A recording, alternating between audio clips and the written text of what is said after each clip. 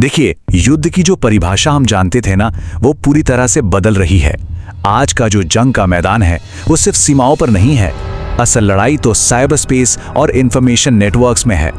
तो आज के इस विश्लेषण में हम एक रक्षा विश्लेषक के नजरिए से ईरान की उसी हाईटेक सैन्य रणनीति की एक एक परत खोलेंगे। एक ऐसी रणनीति जो न केवल मिडिल ईस्ट बल्कि पूरी दुनिया के शक्ति संतुलन को चुनौती दे रही है। जरा इस सामरिक सवाल पर गौर कीजिए। क्या हो अगर कोई देश आपके हर मिलिट्री मूवमेंट को, हर सैटेलाइट लॉन्च को, हर कमांड को रियल टाइम में देख रहा हो? यही वो कॉन्सेप्ट है जिस पर आज के दौर के युद्ध की नींव रखी जा रही है, जहां दुश्मन को कोई भी कदम उठाने से पहले ही स्ट्रेटेजिकली पंगु बना दिया जाता है। तो बात सीधी सी है, असली ताकत अब इंटेलिजेंस, सर्विलांस और रिकॉनेसेंस यानी कि ISR में है। आप समझ लीजिए कि ISR किसी भी सेना का सेंट्रल नर्वस सिस्टम होता है, जिसके पास दुश्मन की हर हरकत का सटीक और रियल टाइम डेटा है। वही युद्ध की दिशा और दशा तय करेगा। और ईरान अब इसी क्षमता को हासिल करने की दौड़ में एक बहुत बड़ा खिलाड़ी बनकर उभर रहा है। चलिए अब इस नेटवर्क की गहराई में उतरते हैं। बात यह नहीं है कि ईरान सिर्फ हथियार खरीद रहा है, नहीं, वो एक ऐसा इंटीग्रेटेड सर्वेलेंस ग्रिड बना रहा है जो जमीन, आसमान और समंदर तीनों ही डोमेन में एक अदृश्य जाल की तरह फैला हुआ है। अच्छा, इस नेटवर्क का सबसे जरूरी हिस्सा है बेरिएव A50 जैसे airborne warning and control systems, या जिन्हें हम AWACS कहते हैं। इन्हें सिर्फ उड़ता हुआ रडार कहना इनकी क्षमता को कम आंकना होगा। ये असल में आसमान में तैरते हुए स्ट्रेटेजिक नोड्स हैं जो अपने 360 डिग्री रडार से पूरे बैटल स्पेस का एक लाइव नक्शा तैयार करते हैं और फाइटर जेट्स, मिसाइलों और जमीनी दस्तों को सबको एक साथ कोऑर्डिनेट करते हैं। लेकिन ईरान की नजर सिर्फ आसमान पर नहीं है। हाल ही में ईरान के पास चीन के युआन वांग क्लास के जासूसी जहाजों का दिखना एक बहुत बड़े रणनीतिक बदलाव का संकेत है। देखिए, ये कोई पारंपरिक जहाज नहीं है, ये तो हाईटेक फ्लोटिंग ऑब्जर्वेटरीज हैं। इन्हें हजारों किलोमीटर दूर से बैलिस्टिक मिसाइलों और दुश्मन के सैटेलाइट्स को ट्रैक करने के लिए ही डिजाइन किया गया है, और ये हिंद महासागर में ईरान की निगरानी क्षमता को कई गुना बढ़ा देते हैं। और फिर आते हैं ड्रोन्स, जो इस पूरे नेटवर्क की आंख और कान हैं। ईरान के जो हाई एल्टीट्यूड ड्रोन्स हैं वो दुश्मन के इलाके में बिना पकड़े गए हफ्तों तक लगातार निगरानी कर सकते हैं और सारी खुफिया जानकारी सीधे कमांड सेंटर तक पहुंचा सकते हैं। अब इस स्लाइड में जो रणनीतिक तौर पर सबसे दिलचस्प बात है वो है इन ड्रोन्स की वैरायटी। एक तरफ ग्लोबल हॉक जैसे ड्रोन हैं जो 17 किलोमीटर की ऊंचाई से परसिस्टेंट सर्वेलेंस करते हैं, यानी लगातार नजर बनाए रखते हैं। वहीं दूसरी तरफ अबाबिल जैसे ड्रोन हैं जिन्हें लॉन्च करने के लिए किसी रनवे की जरूरत ही नहीं। ये जो दोहरा नजरिया है ना, ये ईरान को एक ही समय में स्थिरता और एक अप्रत्याशित हमला करने की घातक क्षमता देता है। तो सवाल ये उठता है कि आखिर इस जटिल और महंगे नेटवर्क के पीछे ईरान की असल रणनीति है क्या? ये सिर्फ अपनी रक्षा करना नहीं है, बल्कि युद्ध के नियमों को ही बदल देना है। और इसी को कहते हैं डिटरेंस बाय डिटेक्शन की स्ट्रैटेजी।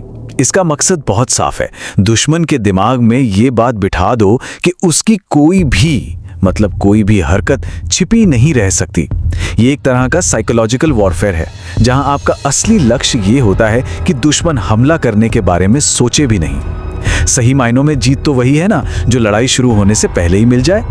लेकिन हर ताकत अपने साथ एक कमजोरी भी लाती है। एक पूरी तरह से सेंट्रलाइज्ड और नेटवर्क पर आधारित सिस्टम जितना शक्तिशाली दिखता है उतना ही नाजुक भी होता है। और ये स्लाइड नेटवर्क सेंट्रिक वॉरफेयर के इसी विरोधाभास को दिखाती है। एक तरफ ये सिस्टम आपको एक तरह से सब कुछ देखने की ताकत देता है, लेकिन दूसरी तरफ इसकी एक ही डिजिटल कमजोरी है। अगर उस सेंट्रल डेटा लिंक को जाम या हैक कर लिया जाए तो पूरा का पूरा नेटवर्क एक ही झटके में अंधा हो सकता है।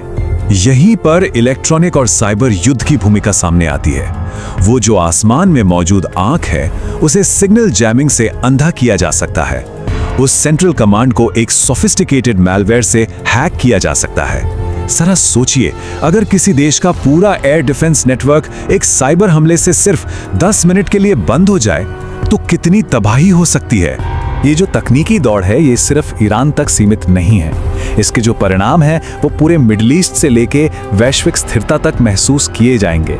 तो यहाँ महत्वपूर्ण बात यह है कि ईरान इन क्षमताओं का इस्तेमाल सिर्फ अपनी सुरक्षा के लिए नहीं, बल्कि पूरे मिडिल ईस्ट में अपनी शक्ति और प्रभाव को प्रोजेक्ट करने के लिए कर रहा है। ये जियोपॉलिटिकल शतरंज में एक ऐसा दाव है जिससे वो बिना सीधे युद्ध में उतरे अपने विरोधियों को कंट्रोल करने की कोशिश कर सकता है। और इसका असर हम सब पर पड़ सकता है, क्योंकि आज के दौर में मिलिट्री और सिविलियन इंफ्रास्ट्रक्चर आपस में बुरी तरह जुड़े हुए हैं। किसी मिलिट्री नेटवर्क पर एक टारगेटेड साइबर हमला अनजाने में या जानबूझकर उस पूरे इलाके के सिविलियन एयर ट्रैफिक कंट्रोल को ठप कर सकता है।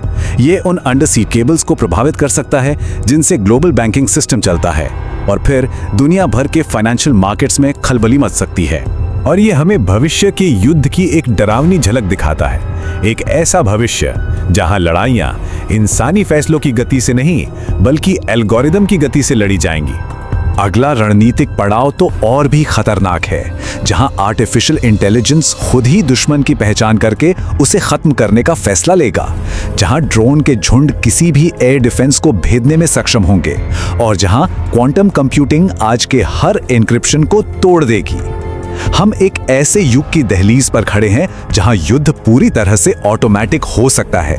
तो आखिर में ये सवाल सिर्फ ईरान का नहीं रह जाता, ये सवाल हर उस देश का है जो इस रेस में शामिल है। सोचिए, ये देश एक तरह से कांच की तोप बना रहे हैं, जो देखने में तो अविश्वसनीय रूप से शक्तिशाली हैं, पर उतने ही नाजुक भी।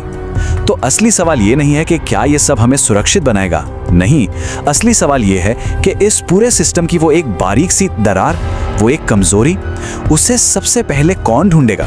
क्योंकि जिसने भी उसे ढूंढ लिया वो इस पूरे के पूरे ढांचे को एक झटके में बिखेर कर रख देगा।